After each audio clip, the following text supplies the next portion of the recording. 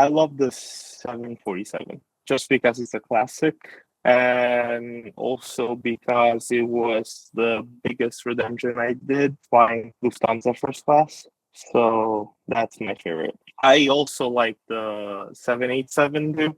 It's a great airplane. Like the difference in how modern it is and how pressurized makes you feel so much better after a long flight compared to the older version. Hey there, Points people! You just heard a clip from Pierluigi, a student in our Points Accelerator Program. In a recent Instagram survey, we got a ton of responses saying that you all would like to hear from more everyday people who aren't necessarily points influencers and content creators. So, I am excited for Pierluigi to share some of his points wins on today's episode. In this episode, expect to hear about how Pierluigi booked Lufthansa first class and his thoughts on the experience, booking Bora Bora on points, and advice on how everyday people can be successful in the points and miles game, and so much more. One credit card signup can often be enough points for a business class flight. The Capital One Venture X card is one card to consider for this type of signup bonus. Remember, if you decide to apply for the Capital One Venture X card or any other card, never apply directly through Google. Always use a friend or creator's referral link. And if you're interested in supporting this show when you apply for your next card, check out geobreezetravel.com/cards. Or, if you're not sure what card is right for you, I offer free credit card consultations at geobreezetravel.com/consultations. And if you're interested in joining the Points Accelerator program so that you can save tens of thousands of dollars on luxury travel as well, join the waitlist at geobreezetravel.com/waitlist. And we have links to the Capital One Venture X card and the free consultation form for you in the show notes as well. And now, on with the show.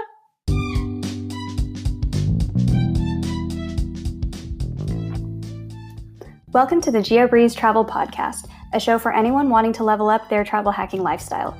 I'm your host, Julia Menez. I'm a travel hacker, coach, speaker, Filipino-American ENTJ who loves solid travel gear and using shortcuts on spreadsheets. On this show, I'm on a mission to bring you travel hackers from all walks of life to help you level up your travel hacking game. We dive into credit cards, miles, points, strategy, mindset, and the secrets behind how to travel the world for next to no cost. So, let's get hacking. Hey Pierluigi, welcome to the GeoBreeze Travel Podcast. Thank you for having me. I am so excited to have you here today and to hear about the amazing redemptions that you have made in just a few short months of really ramping up your points game. But before we get into all of that, tell us a little bit about you and your background and how did you even get into this game? As if you cannot imagine by my name, I'm from Italy originally. I just moved to the US when I was to go to college. Airplanes are my passions. I did aerospace engineering in college and I stayed here to work. So right now I am based in Seattle. Let's say I started with the Chase Sapphire Preferred in 2020. During the pandemic, I guess I was bored, so I started looking around. I didn't know anything about points and miles at the beginning. All I knew is that flights were expensive to go back home. I did not have my benefits for flying standby anymore. So I was like, okay, I need to find a way to fly for free to go back and forth back to Italy. And that's how I got started. What do you mean that you didn't have your standby benefits anymore? How did you used to have standby benefits? Yeah, my dad used to work for Alitalia. So we just flew standby back and forth from Italy to the US or whatever Alitalia flew. It was pretty nice. Don't have that anymore. So just switched to the points and miles. Did that end right around 2020? So you were like, gotta get some points? No, it ended. When did it end? Pretty much mid-college time, so like 2018-ish. Probably better this way too, honestly. Why is that? Most people are like, oh, that'd be just amazing if I could just fly standby all the time. Why is it better to not fly standby? You have assigned seats. You can do it in business and first class. Usually standby was like on the economy class, sometimes even jump seat. That was stressful. And then you didn't have a seat until the check-in closed, so you never knew if you flew. Most of the times it was okay, but sometimes you stayed on the ground. How would you know? Would you just have to go to the airport and sometimes they would just turn you away after hanging out at the airport for 2 or 3 hours? Yeah, usually you check first. My dad had the website to check how many seats were available. So we would go based on that. But sometimes just it wouldn't work out. So after, the worst one, I think it was flying back New York to Milan, and we were left on the ground in New York for about a couple of days because of a snowstorm. So they had to cancel the original flight, so they had to rebook all the other passengers. So we were like last on the list to get on the airplane. Yeah, if you are flying standby, you are not the priority for them to Nope. get onto a new plane. Definitely not. So what do you do now as your profession? I'm an aerospace engineer. For Boeing, right? Yep. So you build planes. As someone who's actually an engineer for this, which plane model do you think is the best plane model? I love the 747 just because it's a classic, and also because it was the biggest redemption I did flying Lufthansa first class. So that's my favorite. I also like the 787 too. It's a great airplane. Like the difference in how modern it is and how pressurized makes you feel so much better after a long flight compared to the older version. So I like that too. Do you think there's an airline that does it a little bit better? Because with the plane model, here's like the shell, here's the hard product, but then some will do a little bit better with color combos or just like cushy sheets or the amenities and the pillows and the blankets and the food and everything you get. Do you think that certain airlines make the most out of these plane models better than others? Yeah, I think so. Every airline can customize it. I remember Copa Airline, for example, they on the 37 they had less seat compared to, I don't know, a regular European airline that just have all economy and they just put the separation wherever they feel like. As an example, if you have to think of a European one that has all economy class seats, I think British Airways does it pretty good. The seats are pretty comfy. I just flew them coming back here 3 days ago. So that were nice. Who was that? We flew British Airways from Rome to London in business, even though it were like the intra-Europe, it was all economy. The seats were really nice and the service was amazing, even intra-Europe. I liked it. Perfect. So you mentioned you got to fly Lufthansa first class pretty recently as well, right? Yep. Tell us about that. How did you make that happen? We had to go back to Italy for some family reason, and like last minute flights are crazy expensive. So I started searching online for like good deals with points and miles. Out of Seattle, there wasn't much, so I started looking from other airports around the US, doing like a positioning flight, and I found a flight out of Houston going to Naples, Italy, and it was 100,000 points each. So we booked it for two people out of Houston, and I transferred my Ultimate Rewards points over and booked it that way. We were lucky because I know that Lufthansa just released the first class like 2 weeks prior to the flight. So I booked it in like 5 days before. I got lucky on that. Yeah, with Lufthansa first class, it's usually easier to book this as a last minute, and that's what you did here as well? Yeah, I booked like 5 days before. What was going to happen if you didn't find the availability? Was this like we have to go to Italy, so we'll need to book something else? Or was this like something came up? Okay, so you had to go to Italy somehow and 5 days out. What was plan B? Plan B, I was going to fly part of CC do fine with points like economy flight. I was just going to book something quick with economy. And it's like literally there was nothing available. I just booked the cash. The cash value for that one that we booked, it was $15,000 per person. So instead of $15,000 per ticket, how much did you actually spend in points? So we used 100,000 points, $110 cash booked this flight out of Houston. So we had to take the positioning flight to Houston, and that one we paid cash with Alaska. We used the companion pass for that one to go to Houston. So then you went Houston through Frankfurt directly into Naples, which most people don't fly directly into there. It's always like Rome or Milan or something else. But with Lufthansa, if you need to go to Naples, you can go that route. How long do they let you stay in the first class lounge in Frankfurt? Is there a time limit? No, we got there in the morning and then we left at about, I think our flight to Naples was at 9 p.m. So we stayed there for 12 hours. Oh, you didn't leave the airport or anything to explore? No. We went to Frankfurt just for a few hours and then went back to the first class terminal, which is pretty nice. They have their own security line. They have like showers. They have beds. They have everything you need. Oh, they have sleeping rooms too in the Yeah. first class. hmm Very nice. So tell us about the plane experience on Lufthansa First Class. I have not flown this product. What is it like? Oh, it's great. Started in Houston. We used Polaris Lounge. Then, when it was time to board, we just boarded first, and then we were greeted by the flight attendant. We picked the only seats there are like for two people.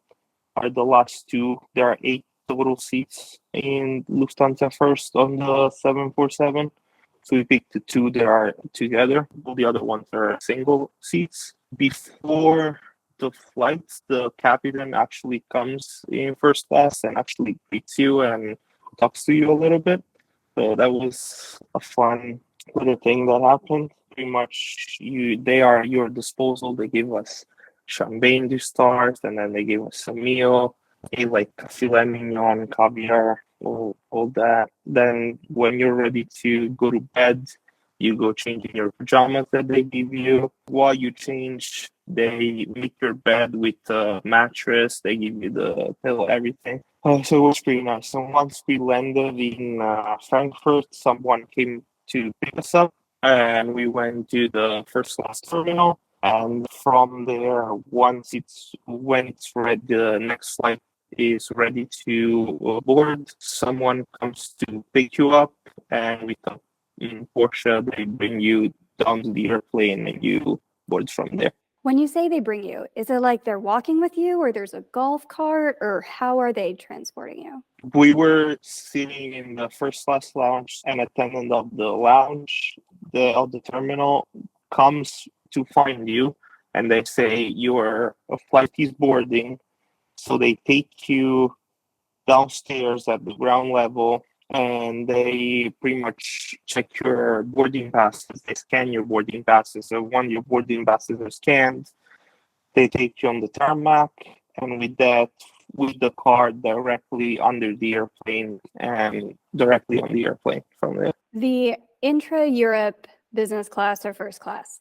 I think a lot of people are like, oh, I snagged like a really good first class or business class flight from London to Italy or from Germany to Italy or like London to Turkey or something. And it's not like international business class. So what is Lufthansa first class like from Frankfurt to Naples?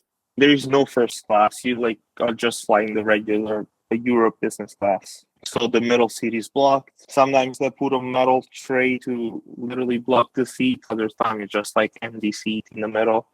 But nothing special. You're just sitting in an economy seat, and they give you food. That's all it is. How was the food? It was okay. Intra Europe, I much like the British experience that I had 3 days ago than the Lufthansa one. Probably also because Frankfurt to Naples it's an hour and a half flight compared to 2.5 from Rome to London. Yeah, that's a pretty short flight. What did you do on the way back? Oh, on the way back we flew Naples to Frankfurt to Seattle in business class. And we used Turkish miles on that one. 45,000 Turkish miles to book that one. So you went Italy, Turkey, Germany, US? No, Italy to Frankfurt to Seattle, yeah. Oh, so you didn't need to cross through Turkey. It wasn't like on Turkish metal. No, it wasn't Lufthansa on then? Turkish. It was on Lufthansa again, yeah. 45,000 for business class is not bad at all. Yeah. And then directly into Seattle. All right, so you spent 100,000 points per person on the way there, 45,000 per person on the way back. How are you earning your points? Well, mostly through sign-up bonuses, and now that I have a P2, so we refer each other for cards. Now that the ink bonus is ending, shifting to other cards as well that I still don't have in my portfolio. I'm thinking about opening the first Hyatt card to earn some Hyatt points, depending on how much I stay at Hyatt to the status with them. And then just regular spending, or I use flus as well and all that stuff.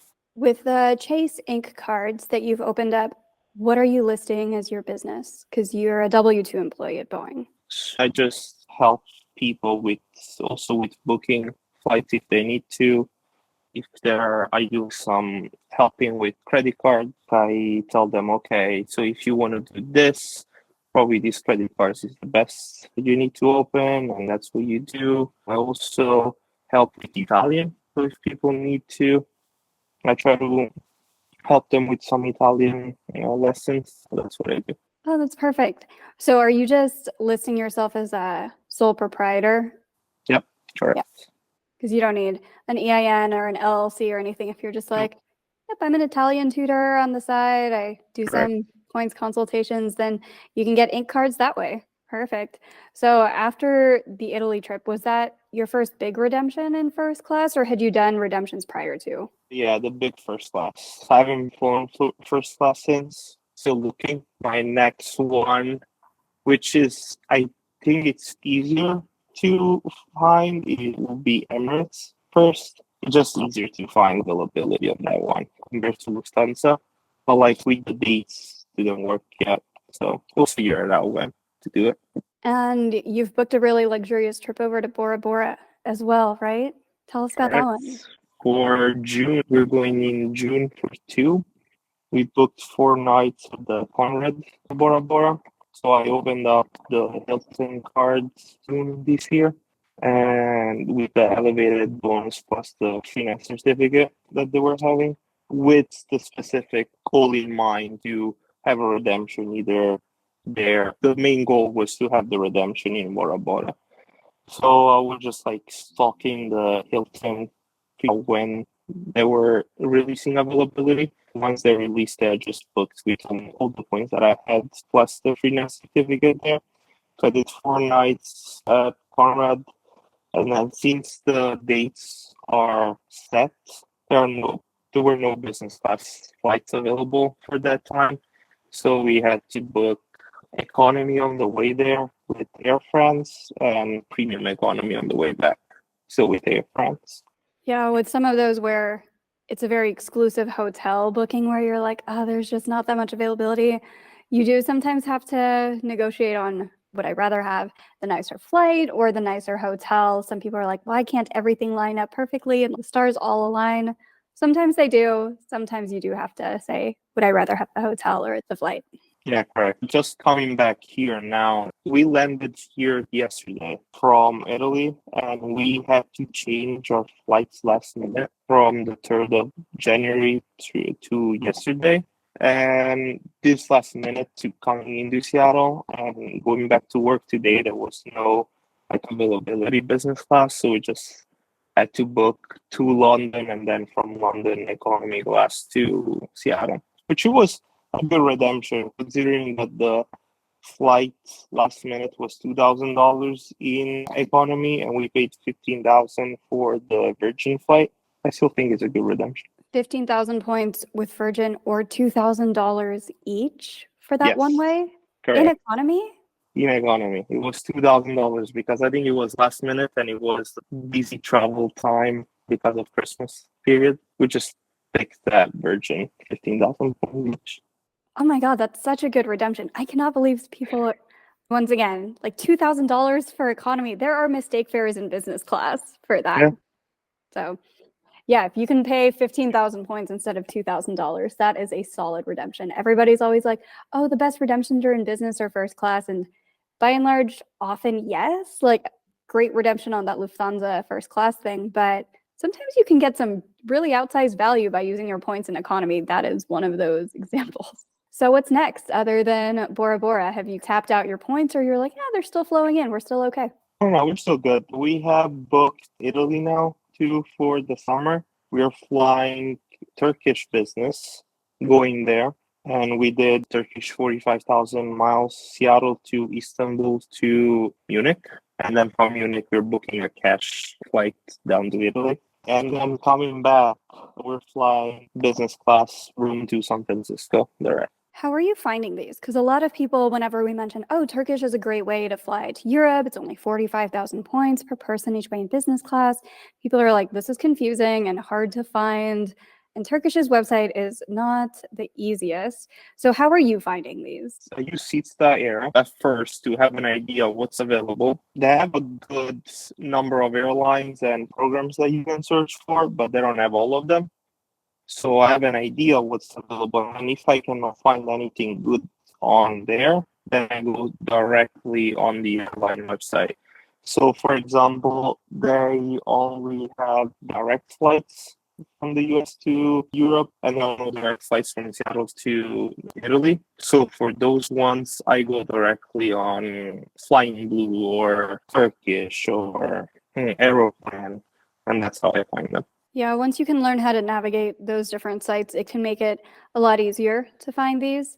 Do you have to be pretty flexible, or do you have to book really far out or really close in to find these? What's your pattern for searching for flights? It's all over the place. I don't have a set way of doing. Once now that we booked both ways in business, we booked it pretty far out. So I think we're going in August. I have them booked for August right now. And I think I booked them in October. So what is it, 10 months before, pretty far out. Or I find a lot of times that last minute deals are good for business class. A lot of times I find them available last minute. They release the space that they don't sell, I guess. But I also really, especially for me, flying to Italy, that really good redemption to flying to Italy from Seattle, because you just do a quick stopover in either Paris or Amsterdam from Seattle, and you're on your way to Italy. So that one is a good value for me. With everything that you've learned with points and miles, and you've scaled up so fast in the last year and everything, what would your advice be to people who are like, I'm just like a normal person trying to get into this. I'm not like a points influencer. I don't want to open 20 cards, but Italy sounds great. What would your advice to them be? The best advice is to network and meet people like-minded, because that's how you learn the most. At least that's for me, that's what works the best, like meeting people and learning from people and understanding what they're doing. And they tell you something that you might have no idea of or that you cannot find online. So I think that's the best way of scaling up in this game. Where are some of your favorite places to go to network with other people? Oh, I loved, it was my first year this year, the Chicago seminars. That was a great place. And yeah, I think, and then there are Facebook groups that you can join. Are easy to literally click join and they'll let you in, and then you can ask questions and you find people. But I think the Chicago seminar is a great place to be. And you were a speaker there too. I was. That was my first year at Chicago seminars as well. It's an interesting bunch where you learn a lot of kind of like next level tricks that people don't talk about online. We have a lot of those in the Points Accelerator as well, where I'm like, I probably shouldn't put this on my Instagram or my YouTube. So we have those there too. Yeah, one of them is the food one. I think that helps a lot to scale up. For sure. Thank you so much, Pierluigi, for coming on to the show and telling us about your journey with points and miles. And congratulations on all the amazing redemptions in Lufthansa first class and Bora Bora and the many trips to Italy where you don't have to fly standby in a jump seat. You have really leveled up your points game. Thank you very much. It was a pleasure.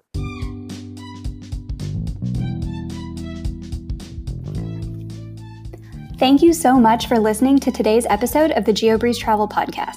If any of the cards mentioned in today's episode piqued your interest, please check out the links in the show notes for more information on any of the cards. Also, if you apply for a card using the links on that page, I may receive a commission too, so please and thank you. P.S. I hear the links work better in Internet Explorer or Safari, and sometimes the credit card applications tend to glitch out in Chrome. Additionally, it would mean the world to me if you could subscribe to this podcast, leave a 5-star review, and share it with a friend. And if you would like to make even more travel hacking friends, please sign up for the Patreon to access our monthly masterclass hangouts. We dive deep into a particular points program each month, and you'll get to ask all of your travel hacking questions and enjoy being around other people who enjoy points and miles just as much as you and I do. If you would like an invite to the next one, head over to geobreezetravel.com/hangouts to sign up to be on the invite list. Take care and happy travels!